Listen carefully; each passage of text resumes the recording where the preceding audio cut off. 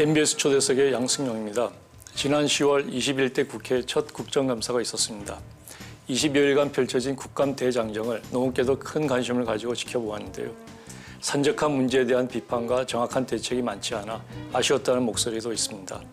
그래서 오늘 이 시간에는 농식품부 장관 출신이자 삼선 의원으로 제21대 국회 농림축산식품해양수산위원회 위원장의 중책을 맡은 이계호 더불어민주당 의원을 모시고 이번 국회가 시급히 풀어내야 하는 우리 농업 농촌의 현황과 해결책은 무엇인지 함께 이야기 나눠보겠습니다.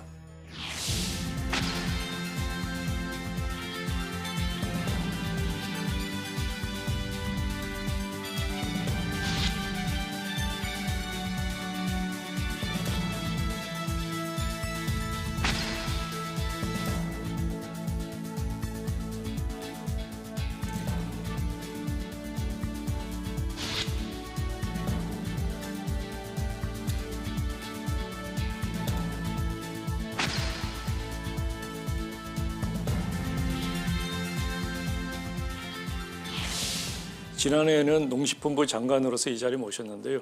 오늘은 21대 국회의원이자 우리 농업법안과 제도의 최전선이라 할 수 있는 농해수위 위원장으로 다시 모셨습니다. 나와주셔서 고맙습니다. 고맙습니다. 장관으로 취임 당시에 이런 얘기가 있었거든요. 현역 의원 시절에 농업 관련 법안만 100여 건을 발의했을 정도로 농업에 대한 애정과 관심, 그다음에 전문성이 남다른 준비된 장관이다 이런 그 평을 받으셨는데요. 그 장관으로서 계획하셨던 일 또는 뭐 비전 이런 것들 다 이루셨는지. 예. 우선 뭐 보람도 있고 뭐 다소 아쉬움도 남아 있고 그렇습니다. 예. 우선 보람 있던 일은 쌀값을 정말 사상 최대로 끌어올려서 농가 경제가 안정될 수 있는 토대를 만들었다는 게 뭐 가장 큰 보람이고요. 아울러 이제 농촌의 지속성을 확보를 하기 위한 노력을 많이 했는데 그래도 공익형 직불제를 통해서 노년층이나 영세 소농에 대한 대책을 근본적인 대책을 확립을 했고 아울러 청년농 육성을 위한 정착 지원 사업 과감하게 도입을 해서 지금도 시행이 되고 있습니다만 이러한 노력들은 농촌의 어떤 지속성을 담보하는 데 기여를 했다고 생각하고요. 스마트폰을 비롯한 또 미래 농촌 발전의 어떤 동력을 확보하는 데 나름 성과를 거뒀다고 생각을 합니다만은 유통구조 개선이나 뭐 채소값 안정대책 이런 부분은 제가 정말 의욕을 가지고 꼭 그 틀을 만들어 놓고 싶었는데 끝까지 마치질 못했습니다. 그런 점은 좀 지금도 다소 아쉬움으로 남아 있습니다. 그러시군요. 장관으로서 적지 않은 업적을 남기신 것 같은데 여전히 좀 아쉬움이 있다고 하시니까 욕심이 많으신 거 아닌가 싶습니다. 자, 올봄 총선을 통해서 다시 국회로 돌아오셨는데 돌아오셨다는 표현이 맞는지 모르겠습니다만 그래서 이제 반년의 시간이 흘렀습니다. 여당의 이제 삼선 의원이 되셨는데 국회로 들어오신 뭐 소회라고 할까 소감이라고 할까요?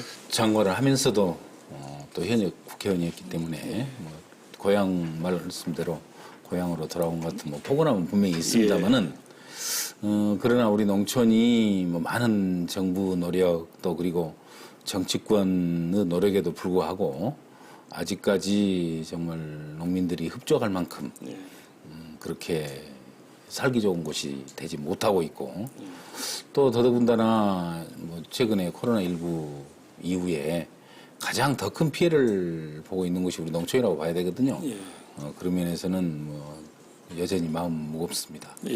자, 지난 총선에서는 이제 국민들이 압도적인 지지로 유리없는 거대 여당을 이제 만들어줬는데 그 가운데서도 농해수위라고 하는 좀 막중한 책임을 맡으셨습니다. 특별히 관심을 가지고 있는 현안이 있다면 어떤 것이 있을까요?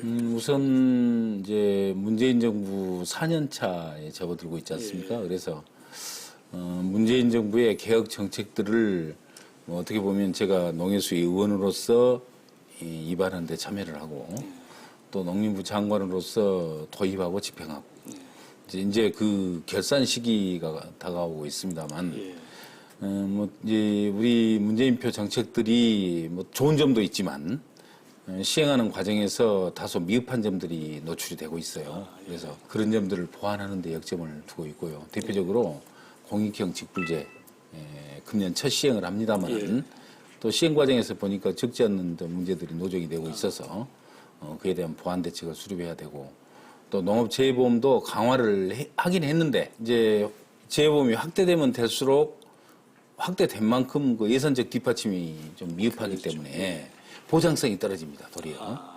그래서 보장성을 확보하는 방향으로 제도 개선을 해나가는 문제가 여전히 남아있는 숙제고요. 예. 금년에 뭐 여느 때보다도 더 심한 자연 재해가 있었지 않습니까? 예. 태풍, 풍수해 뭐 이런 게 있었는데 그 과정에서 보니까 여전히 우리의 농업 관련 기반 시설은 취약합니다. 예. 그래서 배수 개선을 비롯한 이런 댐 또 용량 확보 등 이 소위 이 SOC 확충 문제를 아직도 남아 있는 숙제고 그런 숙제들을 지속적으로 앞으로 뒷받침하는데 국회 차원에서 노력을 할 각오를 다지고 있습니다. 예. 장관은 이제 정책을 집행하는 위치라고 한다면 이제 국회는 그 정책을 만들고 또 감시를 하는 뭐 그런 위치라고 볼 수 있습니다. 지난 이제 10월 26일 날 21대 첫 국정감사 것이 났습니다. 국감은 이제 의정의 꽃이라고도 불릴 수 있는 만큼 중요한 활동인데요. 이번 국감을 전반적으로 어떻게 평가를 하시는지요?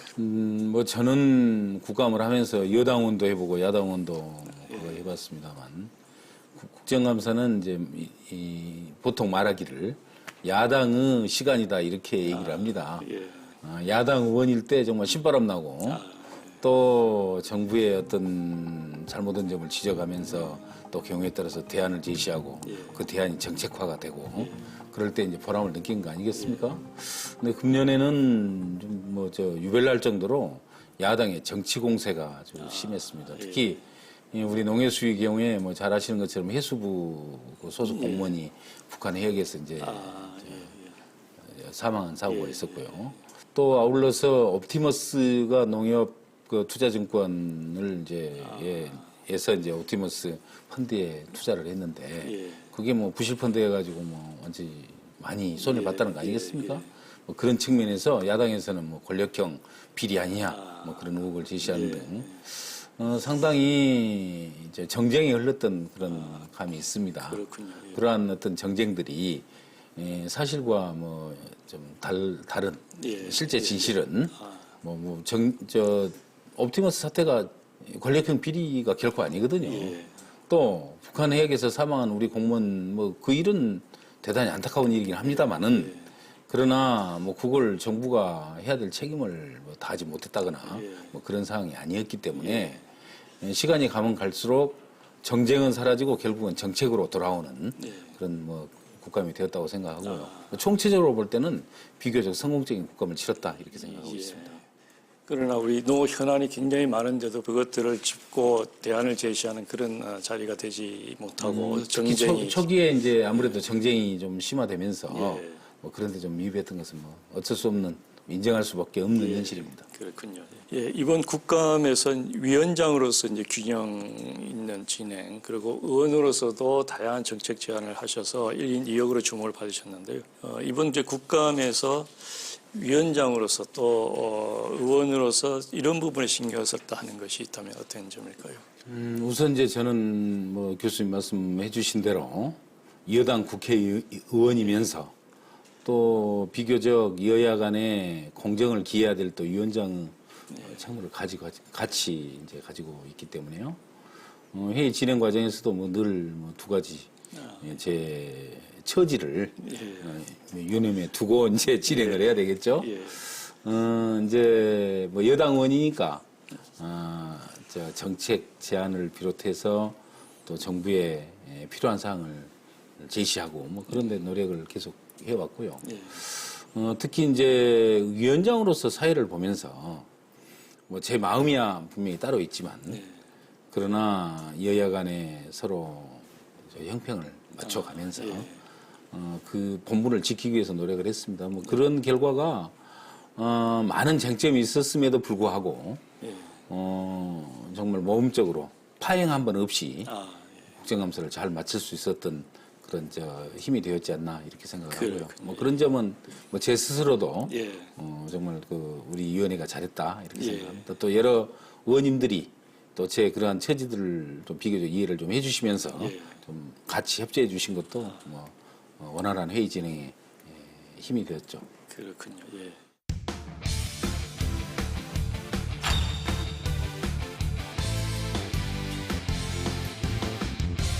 우리 농업의 미래를 규정할 수 만한 이제 새로운 그 농업법이 농업 제도가 만들어졌는데 이제 공익직불제입니다.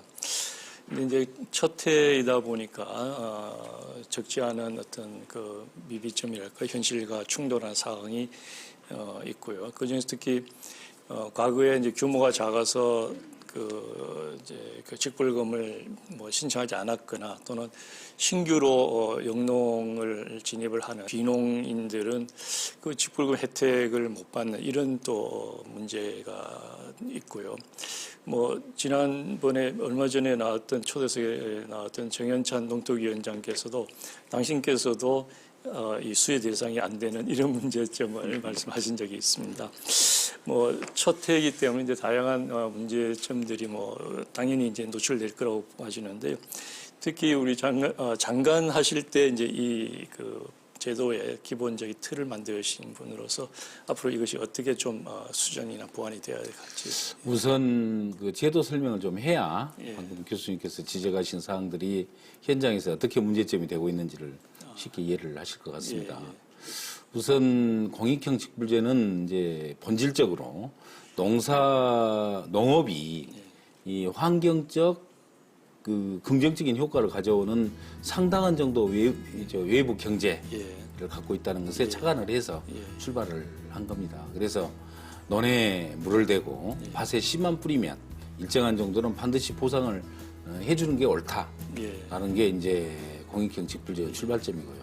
그래서 농사를 아주 적게 지은 소농들 있지 않습니까? 이분들에 대해서 비교적 후하게 지원을 하고 보상을 해주는 그런 성격을 가지고 있습니다. 0.5헥타 미만의 그러니까 정말 적은 영세 소농들은 이분들에게도 모두 일률적으로 일정한 정도의 기본 지급금을 지급을 합니다. 농사만 지으면. 그래서 120만 원을 1년에 아주 영세한 모든 분들에게 이제 드리는 거죠. 그리고 또 추가로 농사를 더 지으면 추가로 드리지만 그 드리는 비례성이 비교적 역루진으로 많이 지은다 해서 그대로 직선 방식으로 많이 주는 건 아니고 많이 지으면 조금 더 주긴 하되 그 비율이 좀 떨어지고 적게 지은 분들한테는 좀 더 많이 주고 뭐 이런 하후 상중 그 방식으로 이제 설계를 했습니다. 제가 사실은 기본지급금은 뭐 여러 가지 일률적으로 나가는 돈이 많잖아요. 그러다 보니까 전국에 이제 뭐 거의 200여만의 농가에 일률적으로 주는 돈이 들어가기 때문에 적지 않는 부담이 되는 건 틀림없습니다. 그렇군요. 그래서 많이 반대를 했는데 이제 제가 장관을 하면서 그 제안을 하고 또 밀어붙여서 이제 제도를 확립을 했죠. 그래놓고 보니까 전체적으로 과거에 연간 불금이 한 1조 6천억 정도가 지급이 됐습니다. 농가에. 평균적으로 그렇습니다. 근데 그게 기본지급금으로 지급하는 게 1조 한 3, 4천억 정도가 나가버립니다. 그래서 아까 말씀드렸듯이 추가 지급까지를 같이 고려한다면 전체적인 재원이 2조 4천억 정도가 필요한 거죠. 그래서 한 7천억 정도를 플러스해서 예산을 편성을 했습니다. 금년부터. 그래서 이제 과거에 비하면 적게 지은 분들이 많이 받아가는 거죠. 그렇군요. 그런 점은 뭐 틀림없이 좋아진 부분이고 또 어떻게 보면 문재인 정부의 전반적인 정책 방향에도 부합한다 이렇게 생각을 합니다. 그런데 단 한 가지 문제점이 뭐냐면 과거에는 적게 지은 분들이 받아가는 액수가 대단히 적었습니다. 적으면 뭐 몇만 원 정도. 많아봐야 20만 원. 이런 정도에서 그냥 귀찮고 그러니까 많은 분들이 신청을 안 해버린 분들이 많이 계셔요. 아마 정인찬 위원장님도 그런 분들 중에 한 분일 거라고 봐요. 근데 이번에 제도를 내놓으면서 지금 그 관련 기준이 2017년부터 작년 그러니까 2019년까지 지난 3년 동안 한 차례 이상 직불금 수령의 실적이 있는 분에 한해서 금년부터 지급을 한다. 이렇게 제도가 설계가 됐습니다. 그러다 보니까 과거에 아주 일천의 액수를 받기 때문에 그런 정도는 신청 않겠다 해서 신청을 안 해버린 분들 이분들이 의외에 이제 피해자가 된 거죠. 이번에는 이제 비교적 뭐 100 몇십만 원을 주니까 다 신청을 하려는데 과거에 그런 실적 때문에 못 받게 된 거예요. 예. 그래서 문제점이 나와서 그걸 보완을 해라. 예. 이렇게 이제 농림부에도 저희들이 여러 의원들이 예, 지적을 하고 있습니다만은 농림부 의견은 그렇습니다. 올해 첫 시행이니까 우선 시행을 해서 전반적으로 문제를 종합적으로 스크린하고 그 스크린해서 또 예산 범위도 생각을 해야 되니까 그런 점을 고려하면서 대책을 내놓겠다 내년에 이렇게 얘기를 하고 있고요. 저는 그 대책을 원활하게 풀어가기 위해서는 2조 4천억이라는 총 규모를 좀 늘릴 수밖에 없을 거다라고 생각을 하는데 처음에 이제 농림부와 기재부가 제도 도입을 하면서 당분간은 뭐 일정한 3, 4년간은 이제 2조 4천억 총 규모를 유지해 나간다는 그런 합의를 해놓은 게 있다고 봅니다. 그래서 어떻게 기재부를 설득을 해서 농가의 현실을 반영을 하고 그렇게 해서 아까 억울하게 지금 지원을 못 받고 있는 그런 분들을 구제할 것인지 농림부의 뭐 정치적 노력이 좀 필요하고요. 또 우리 국회의원들이 뒷받침을 잘 해줘야 됩니다. 예, 그러겠네요. 올해 그 쌀 작황이 좀 부진해가지고요. 그 농민들이 우려가 좀 많습니다.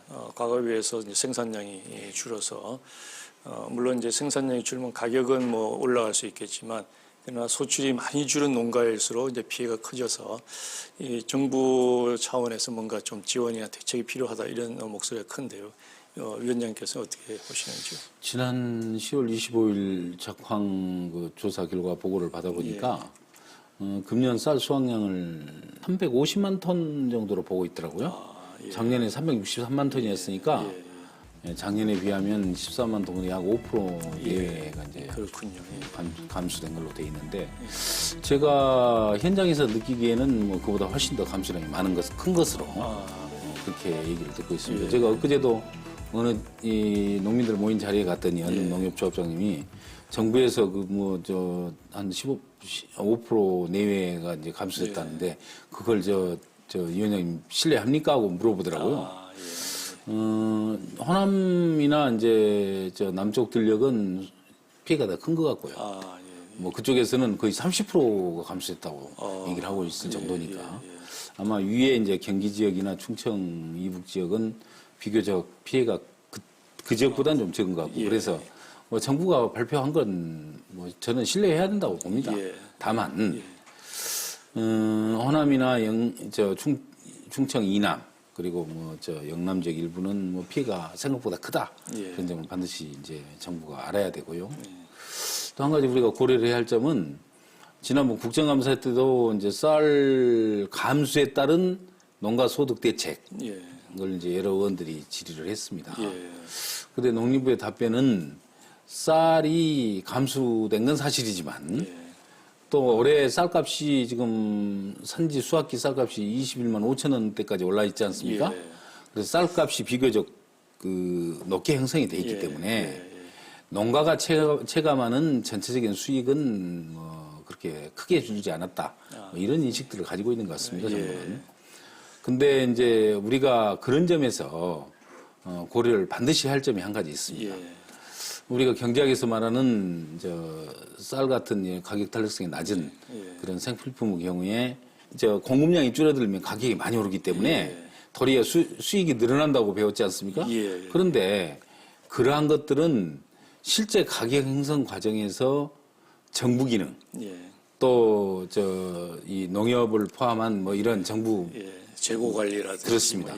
이런 기능이 전혀 작동되지 않았을 경우 말 그대로 시장에서 보이지 않는 손에 의한 가격 형성이 정말 객관적으로 이루어질 때 균형 있게 이루어질 때 그때 가능한 산식이거든요. 그래서 그러한 문제를 소득의 문제를 뭐 크게 소득이 감소되지 않았다는 그런 공학적인 측면에서 판단하기는 좀 적절치 않다라고 보고요. 그런 측면에서 보면 어떤 식으로든지 농가 소득이 감소한 부분에 대해서는 정부가 대책이 필요하다고 봅니다. 다만 현행 제도화에서 어떤 대책이 있을 수 있는지 좀 면밀히 봐야 되고 그게 여의치 않다면 관계부처와 협의를 통해서 농가에 대한 어떤 식으로든지 좀 소득을 보전해주는 그런 방안들이 하루빨리 강구되는 게 농촌의 민심에 부합하는 길이다 이렇게 생각합니다. 그렇군요. 금년에는 쌀 위에도 그 작물 대부분 이제 작황이 좋지 않았습니다. 그래서 많은 농업인들이 어려움을 호소하고 있는데 이 문제에 대해서는 어떤 뭐 대책이라고 할까요? 고민이 있는가요? 그 쌀 위에 이제 일반 전반적으로 올해 이제 재해가 컸기 때문에 예. 지금 뭐 전 품목이 그런 건 아닙니다만 상당수의 곡물류 예. 감수가 지금 불가피하게 나타나고 있습니다. 예를 들어서 뭐 콩도 그렇고 또 무배추는 뭐 그렇게 큰 피해 아마 태풍 시기 이후에 식재를 했기 때문에 예, 가을 배추부터는 뭐 좀 비교적으로 이제 수급이 원활하긴 한데 예, 좀 곡물류가 이제 그런 피해가 있다고 들었습니다. 예. 그런 부분도 뭐 재보험만으로 다 해결을 못 한다면 어떤 식으로든지 정부가 이 농가경제 안정이라는 측면에서 뭐 직간접적인 지원이 뒤따라야 된다 이렇게 생각하고 있습니다. 자, 축산업계는 이제 지난해 10월에 이제 그 아프리카 돼지열병 때문에 이제 아직도 지금 어려움을 겪고 있는데 이 축산물 감염병이 해마다 이렇게 반복하는 이런 문제가 있습니다. 축산물이 이제 우리 농업에서 차지하는 비중도 커지고 식량에서도 중요성이 커지는데 이 축산 감염병에 대한 뭐 근본적인 대책 이런 거는 없겠습니까? 우선 뭐 최근에 들어서 바이러스에 의한 축산 감염병이 뭐 매년 나타나고 있죠. 이전에는 뭐 조류독감 한 가지 정도였습니다만 그 후로 구제역 또 최근에는 이제 ASF 아프리카 돼지열병까지 이러한 추세는 앞으로도 뭐 계속될 수밖에 없을 것이라고 봅니다. 다만 이 방역하고 뭐 또 대응을 해 나가는 과정에서 지금까지 우리 정부가 이 외국에 비해서 압도적으로 잘하고 있다 이런 점 분명하게 말씀을 드릴 수가 있습니다. 우선 AI는 2018년 이후에 지금까지 계속 발생하지 않고 있고요. 그런데 다만 금년에 걱정되는 게 금년에 지금 철새 이동과 관련해서 그 분변에서 고병원성 AI 지금 바이러스가 계속 나오고 있거든요. 그렇게 되면 과거의 예를 들어서 보면 고병원성 바이러스가 나오고 보통 한 보름 정도 지나면 거의 가금류에 전염이 되는 사례가 많았습니다. 그래서 지금 어느 때보다도 농장에 대한 소독 작업이 좀 치밀하게 철저하게 이루어져야 할 것 같고요. ASF나 구제역은 결국은 차단입니다. 우선 해외에서 들어오는 축산물 철저하게 차단해야 되고 우리 농장주들이 발생국가 방문을 자제를 해야 되고 뭐 요즘 코로나 때문에 뭐 갈 수도 없습니다만 그런데 이제 더 차단 방역을 좀 강화를 해야 되고요. ASF 경우는 특히 이제 멧돼지가 큰 영향을 주고 있기 때문에 이 멧돼지들이 축사로 접근하지 않도록 뭐 여러 가지 포획망을 비롯해 가지고 대책을 세워나가는 그러니까 철저한 차단을 유념을 해서 노력을 해야 된다고 생각합니다. 예방보다 더 큰 왕도는 없다 이렇게 말씀드리고 싶습니다. 그렇군요. ASF를 피해를 입은 농가들은 재입식을 참 간절하게 기대할 것 같은데 이게 좀 어떻게 진행이 되고 있습니까? 우선 이제 작년에 ASF가 발생했던 접적 지역에서 주로 발생했지 않습니까? 그 지역에 대해서 11월 23일부터 지금 재입식을 허용을 하고 있습니다. 아, 그렇군요. 그래서 그 재입식 과정에서 농가가 많이 참여했으면 좋겠고요. 그 재입식 농가에 대해서는 뭐 필요한 이 자금 지원 같은 걸 현재 지금 하고 있는 것으로 그렇게 파악을 하고 있습니다. 다행입니다. 차질 없이 이루어져서 우리 재입식을 통해서 이 축산 농가들의 희망을 찾아갈 수 있도록 저희들도 관심 있게 지켜보도록 하겠습니다. 잘 알겠습니다. 자, 올해 우리나라를 비롯해서 이제 전 세계가 코로나19로 이제 큰 어려움을 겪고 있는데 특히 우리 농업은 이제 노동력을 외국 노동자한테 많이 의존을 하고 있습니다.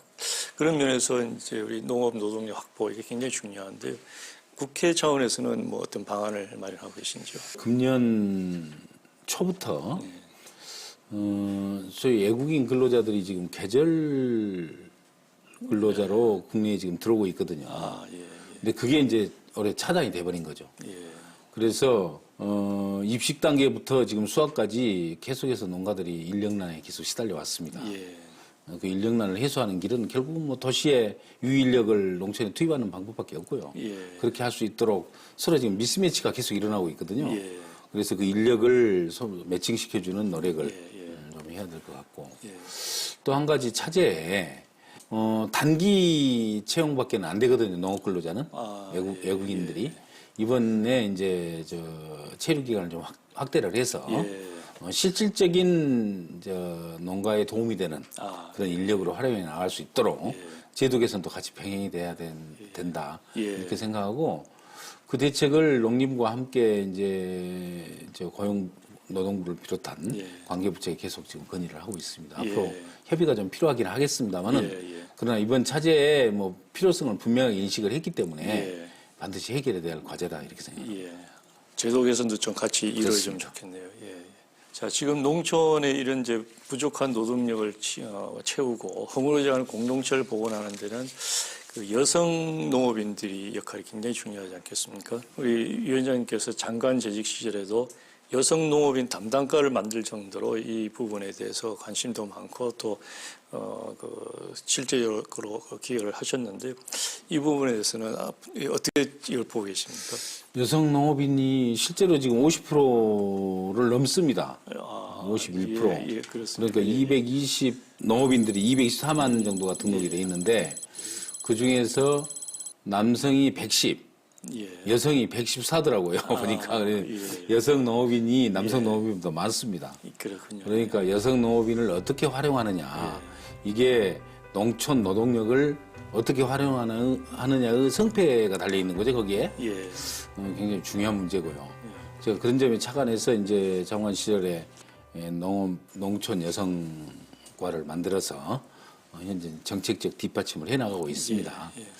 우선 정부가 그동안 했던 것 중에 가장 큰 업적은 제가 볼 때 뭐니 해도 여성 농업인을 경제사업부 주체로 인정해 주는 겁니다.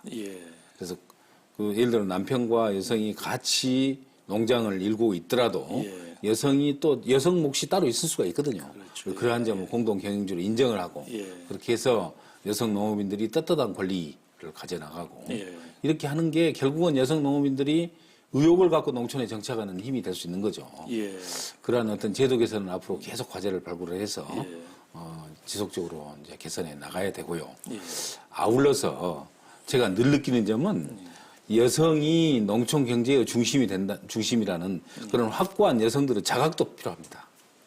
여성들이 그러한 노력과 또 권익 주장을 해 나가는 그런 사회적 분위기. 이것은 결국은 누가 만들어주는 게 아니고 여성 농업인들이 스스로 개척을 해 나가는 것이 중요하거든요. 그러면서 농촌의 여성 농업인들의 그 권익이 신장이 되는 거고 권익이 신장되면서 농촌 경제도 더 활성화될 수 있다 이렇게 생각하고 있습니다. 그렇군요.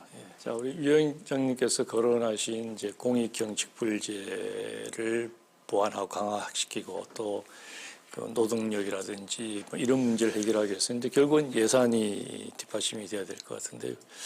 내년도 예산이 우리가 지금 3% 정도, 3%도 못 넘는 그런 수준으로 이제 인상되는 그런 안이 올라왔는데요. 그러면서 우리 농업계에서는 뭐 실망도 크고 또 뭐 분노하는 뭐 그런 목소리도 들리고 있습니다. 위원장으로서 이 문제를 어떻게 보시는지. 우선 현황을 좀 말씀을 드리면 내년에 이제 편성된 농식품부의 예산 규모가 16조 1,324억 원입니다. 그러니까 그 규모는 역대 가장 큰 규모인 것은 틀림없는 사실입니다. 그래서 작년에 비해서도 작년 예산은 뭐 제가 국회에 있을 때 편성을 했었는데 저 농림부 장관하면서 편성을 했는데 금년 예산 죄송합니다. 금년 예산이 15조를 돌파했고 내년에 이제 16조를 돌파를 했습니다. 늘어난 건 사실인데 금년에 비해서 2.3% 늘어났습니다. 그런데 다만 서운한 건 방금 말씀 교수님도 해주신 대로 정부 예산 전체적으로는 8.5%가 늘어났어요. 그런데 우리 농업 예산은 2.3%가 늘어났기 때문에 그 농림부 예산 숫자는 결국 농민들의 자존심의 숫자라고 생각을 합니다. 그렇습니다. 그런 측면에서 뭐 말씀 그대로 농민들 자존심이 많이 상해 있고요. 또 한 가지 우리가 이념에서 봐야 할 점은 전체 예산 중에서 우리 농업 예산이 차지하는 비중이 그래도 한 3%는 계속 상회했습니다. 뭐 작년에 3.1%인가 됐다는데 금년에 내년에 이게 2.9%로 이제 3% 이하로 떨어졌어요. 그래서 지금 농업계 일반에서 2.9%를 3.0%로 맞춰줘야 되는 거 아니냐. 왜? 우리 농업인의 비중이 3.0%는 되니까요. 전체 이제 예. 국민들 중에. 예. 그래서 그런 측면에서 우리 농업 예산을 이번에 국회 심의 과정에서 3.6%를 맞추려면 5,400억을 증액해야 됩니다. 그래서 지금 많이 큰 돈입니다. 예, 적지 않은 돈이죠. 그래서 우리 농해수위에서는 이번에 1조 한 5천억 정도를 증액해서 예결위로 넘겼습니다. 예. 그 중에서 이제 심사를 해서 어떻게든지 뭐 한 6천억 이상 증액이 될 수 있도록 뭐 저희들도 노력하고 농림부도 함께 노력하고 이렇게 해서 농민들의 좀 자존심을 세우는 게 지금 당장에 발등에 떨어진 불이다 이렇게 생각합니다. 예, 그렇군요.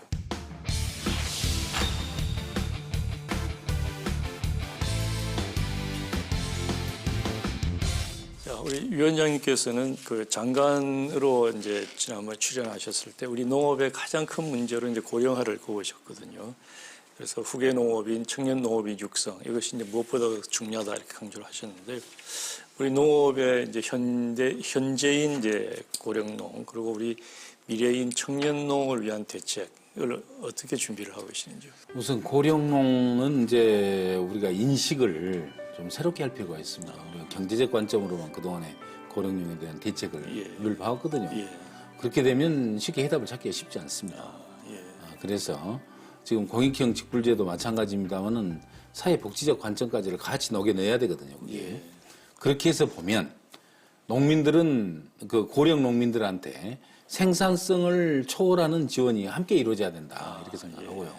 과감한 고령 농민에 대한 지원이 필요한 복지 차원에서 그렇습니다. 지원이. 그래야만이 그분들이 농촌을 지키면서 지켜낼 수가 있는 거거든요.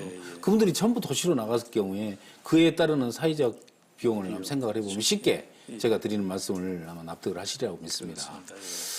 그런 측면에서 이제 복지적 차원에서 노인 농업인에 대한 지원이 필요하고 젊은 영농인들에 대해서는 결국은 일자리입니다.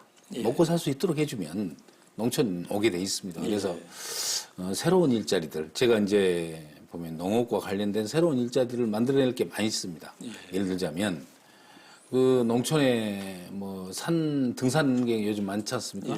그 산림 레포츠 지도사 외국에는 뭐 다 있는 자격증이거든요. 그런 걸 좀 만들어서 농촌에 사는 청년들이 산악 레포츠 활동에 지원을 하고 또 일정한 정도의 이제 거기에 소득이 되고 그래서 직업이 되고 또 그걸 직업을 토대로 해서 농촌에 정착을 하고 뭐 이러한 비슷한 유형의 직업들을 좀 다양하게 만들어낼 필요가 있다고 보고요.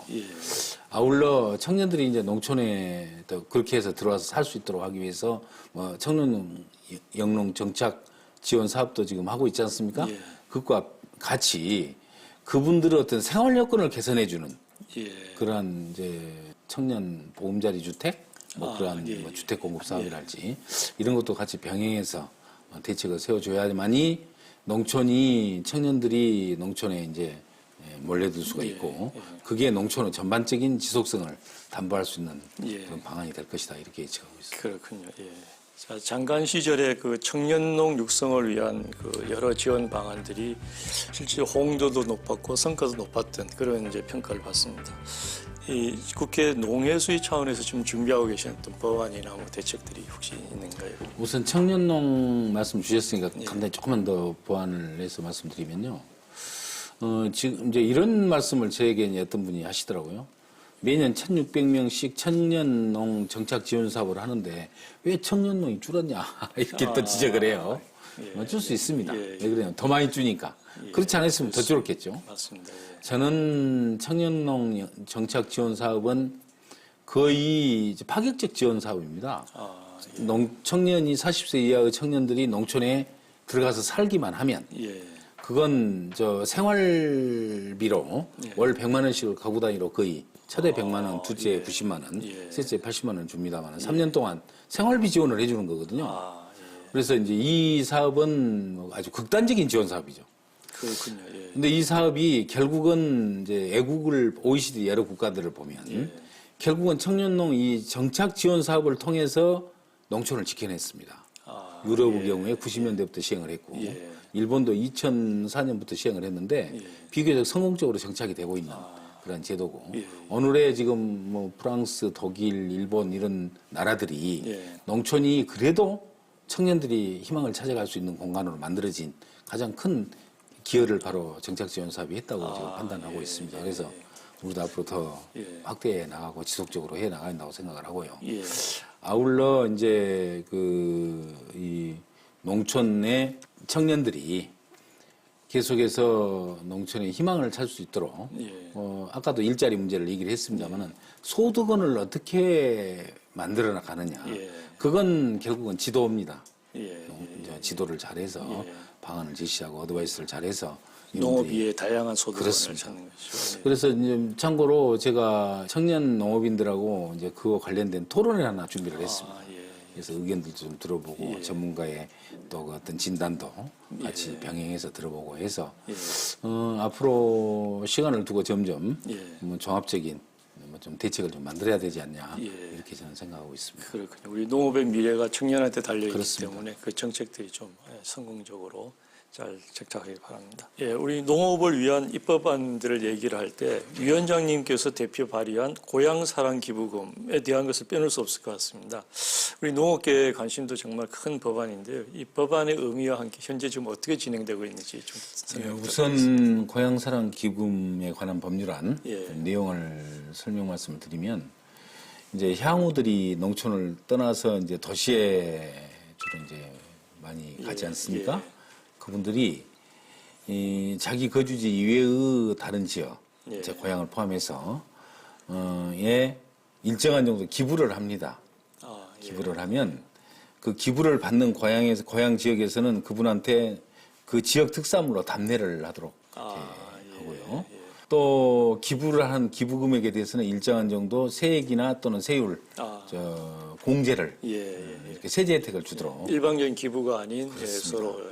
그래서 궁극적으로는 이제 농촌 지역을 지원을 하고 그 재원을 가지고 이제 농촌의 지자체를 지원하니까요. 지원을 하고 그 비용 부담은 궁극적으로는 정부가 좀 부담을 하는 거죠. 세금 혜택을 통해서.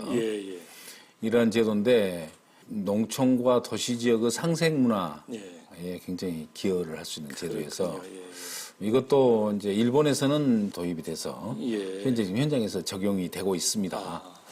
2018년도에 일본의 경우에 이제 기부금 실적을 보니까 4조 6천억 엔이더라고요. 4조 6천억 엔. 그러니까 우리 돈으로 뭐 46조 정도. 우리가 일본에 비해서 경제 규모가 한 3분의 1 정도 된다고 보통 얘기를 하니까 그렇게 따지면 우리 돈으로는 약 15조 원. 그렇군요. 그래서 우리도 이제 제도 초기에는 뭐 어떨지 모르겠습니다. 제도가 이제 정착이 되면 도입하고 정착이 되면 뭐 15조 정도는 농촌에 지원이 될 것이다 연간. 뭐 굉장히 기대가 큽니다. 반드시 통과를 이제 시킬 수 있도록 해야 되고요. 그럼 20대에서는 통과가 안 됐어요? 20대 때도 내놨는데 뭐 도시적 일부 의원들이 뭐 말도 안 되는 제가 볼 때는 뭐 이유로 반대를 해서 이제 통과를 못 시켰는데 이번엔 다행히 행정안전위원회에 상임위원까지는 통과가 됐어요. 법사위에 지금 돼 있는데 뭐 법사위에서도 뭐 잘 진행이 될 것으로 보고 있습니다. 지금 뭐 그렇군요. 그렇게 해서 통과가 되면 농촌에 뭐 새로운 개발 재원 확보하는데 큰 기여를 할 수 있다고 보고요. 제가 20대 국회 때 내놨던 상생기금 있지 않습니까? FTA로 이익을 보는 기업에서 일부를 기부를 해서 그 기부금을 모아서 농촌 현장에 투입을 하도록 그렇게 이제 법을 만들어서 현재 시행되고 있는데 뭐 물론 우리 욕심껏은 안 되고 있습니다만은 그러나 그 제도와 함께 농촌의 소멸을 막는 아주 대단히 유용한 정책 수단이 될 것이다 이렇게 보고 있습니다. 그렇군요. 그 고향사랑 기부금 법안이 꼭 통과될 수 있도록 반드시 통과되도록 우리 응원하겠습니다. 농업인을 비롯해서 관련된 많은 분들이 좀 응원이 필요한 그런 사항이다 이렇게 봅니다. 그렇게 하겠습니다. 자, 농해수위 위원장으로서 이제 전체 농업에 대한 이제 그 좋은 말씀들을 많이 해주셨는데, 우리 위원장님 국회로 보내주신 이제 지역 주민들 있지 않습니까? 그래서 그 지역을 위해서는 어떤 법안이랄까 지원을 준비하고 계시는지요? 우선 이제 제가 삼선 나름 뭐 중진 의원이기 때문에 정부와 협의를 해서 우리 지역에 좀 도움이 되는 그런 기관들을 유치를 해 나가고 있습니다.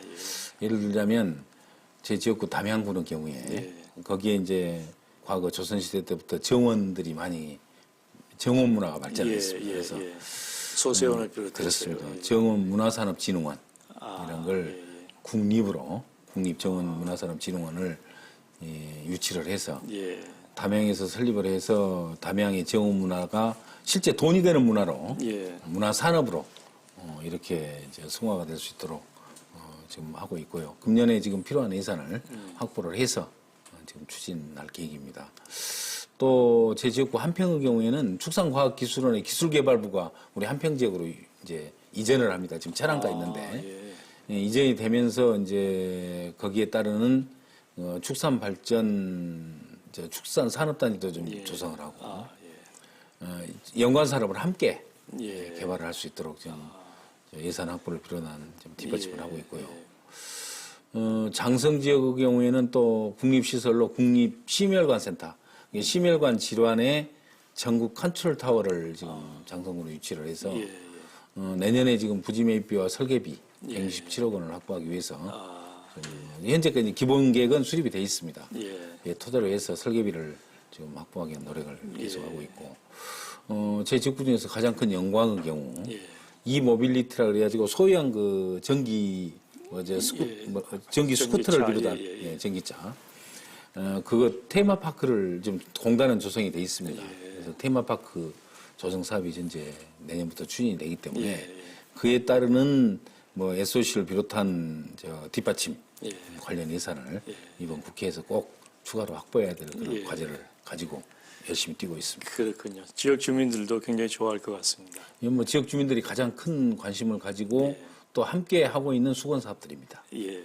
자, 이제 임기를 이제 6개월을 지나셨는데 아직 3년 반이라는 시간이 뭐 남아있죠. 뭐 많다면 많지만 또 뭐 많은 일을 하다 보면 또 그게 금방 지나가기도 할 것 같습니다. 21대 국회를 지내시면서 어떻게 농업과 국민들을 위한 법안을 만드실지 뭐 우선 이제 농촌은 제가 늘 말씀을 드립니다만은 우리 농촌이라는 이 공간이 이 대한민국의 소중한 국토 일부거든요. 그렇습니다. 우리 농업인들도 당연히 국민의 한 사람이고 또 농업도 아주 소중한 우리의 산업입니다. 그렇죠. 그런 측면에서 농촌과 농업인들의 지속성을 담보하는 노력, 그건 앞으로도 계속할 겁니다. 제가 지금 여러 가지 준비하고 있는 법안도 있고 또 관련된 사업들도 있고 해서 그걸 뭐 국회의원 하는 동안 뭐 최선을 다해서 뒷받침하는 게 제 중요한 목표 중에 하나고요. 아울러서 그것과 함께 이제 우리 지역 제가 방금 이제 교수님께서도 제 지역구 담양 한평 영광 장성 지역의 미래에 어떤 사업을 준비하느냐고 말씀 주셨는데 그 사업들이 결국은 또 우리 지역의 미래 성장 동력이라고 생각을 합니다. 그래서 그러한 국립 시설들을 유치를 해서 그 시설과 관련된 연관 산업을 지역에 뿌리를 내리게 하고 그 연관 산업이 지역의 지연 산업이라고 그러지 않습니까? 그런 산업으로 좀 성장할 수 있도록 그런 뒷받침을 국회의원이 정치적 차원에서 좀 더 열심히 해야 되겠다. 이런 뭐 각오를 날마다 다집니다. 잘 알겠습니다. 자, 어느덧 우리 위원장님의 그 지난 그 스토리와 뭐 인생을 이제 들어보니까 시간이 다 지난 것 같습니다.